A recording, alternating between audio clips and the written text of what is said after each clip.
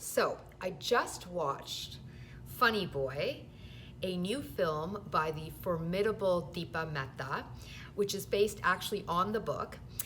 And Funny Boy is a story of a boy who develops into a man along the course of the story, and his experiences with his exploration of his sexual identity. The story takes place in Sri Lanka at the inception of the war, and more specifically, the Tamil genocide that occurred. It explores the intersections between race, culture, and class. And it explores so much more. It's about love, hate, about pain, and inclusion and exclusion, and so much more. Anyhow, it was very important to watch, and as always, Deepa does such amazing work. And Deepa ji, I love you and I value all of what it is that you put out there, so thank you so much. It was so powerful to watch. And then I will also say, as someone who comes from a community that has experienced genocide, and in particular, I'm referring to how I self-identify as a Sikh. So my faith is called Sikhism. I am a Sikh, just so you know. The correct pronunciation is Sikh and Sikhism, not Sikh and Sikhism. And in this moment, as we are working very hard to interrupt white supremacy and racism, I really do want to emphasize the correct pronunciation. So please join me in the correct pronunciation. As a person who is Sikh, I firsthand remember the genocide of my people, state-sanctioned genocide of my people, back in the 80s, in 1984 in particular. And I'm also very mindful about how my people were disproportionately, adversely impacted by the decolonization of India back in the 40s, and even prior to that, in trying to fight for the freedom of India.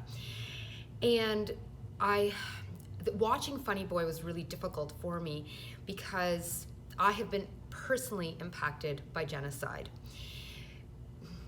When you as a community have firsthand experience of what it is like to know that your people are being slaughtered, and you have living memory of hearing about your family members experiencing slaughter, and your parents were forced to exile their lands because of hate and violence and more, colonization, imperialism, and more, it lives in you.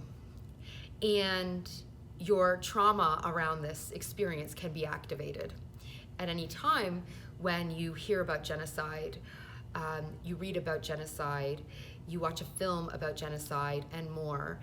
And I share this with you. I think I'm going to start talking more and more about this. I share this with you because sometimes people ask me, like, why, Ritu, do you care so deeply about, for example, this moment where there is a spotlight on anti-Black racism? Like, as a brown girl, why do you care so much? Or when you think about what happened to the Indigenous peoples, not only of Canada, but around the world, and more, like, why, like, what's that about for you? Or the genocide that we see in this moment across countries in Africa or the Middle East or West Asia, across Asia, South and Central America, like, and more, like, what is it for you that causes you to feel this much pain? And I think it's empathy, because when I was 7 or 8 and I would hear the accounts of what was happening back in India to people in my family and across my community, even though I was a little girl in Canada, it hurt, and I carry the hurt with me even now.